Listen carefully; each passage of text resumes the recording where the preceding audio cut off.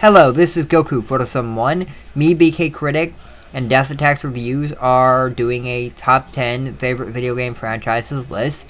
This week we're on number 4. There are no rules. Anybody can join in, so join in. Have fun with it. So, with no further ado, let me get on to my number 4. My number 4 is Metroid. Now, Metroid I've been playing as a kid, but I don't think I can ever play the first Metroid game again. Once Zero Mission came out, and I realized how much better Zero Mission is from the first game. The first game, I still like to... Sometimes I might pick it up and play it just to get that nostalgia factor, but it really doesn't hold for it. Now let me get into a mini review before I get too much farther into this video. Now you play badass bounty hunter Samus Aran. Now, if you've not played a Metroid game, this might come as a spoiler. So if this comes as a spoiler, turn off it now. If this doesn't, then not. Samus Aran is a female. She's this badass bounty hunter, and the Federation has ordered her to go take on the space pirates. She goes to take them on, and she finds out that there's this deadly enemy called Metroids that suck the life out of you. And it was just this amazing game. As I said earlier, the first game doesn't hold up to times, but the formula does, because it's basically where you walk through kind of like it's very much like the like Symphony of Night Castlevania games, where you have a map and you get so much access to the map until you get newer weapons. You get newer weapons, you get energy enhancements, and just so much good stuff. And it's so fun. Now, that's basically the game in a nutshell.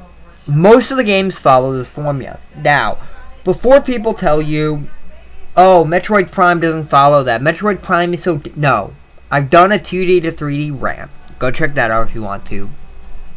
Metroid Primes are the exact same formula in first person. The other games were third person action-adventure games, and they wanted to go 3D, and so they couldn't figure out what to do in 3D, so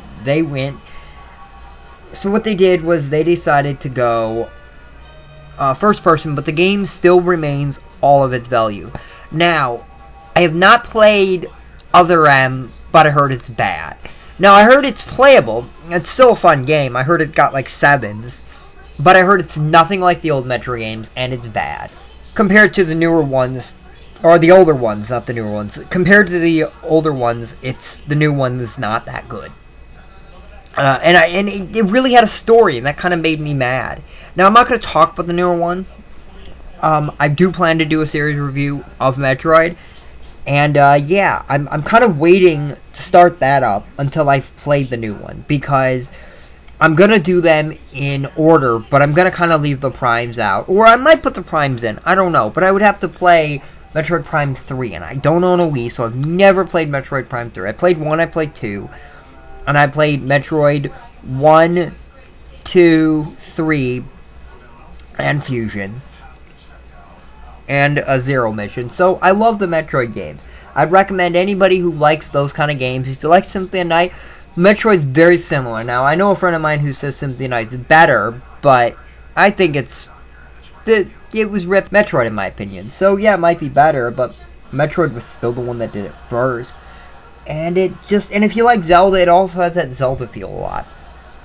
It was a formula that works, and it kind of like...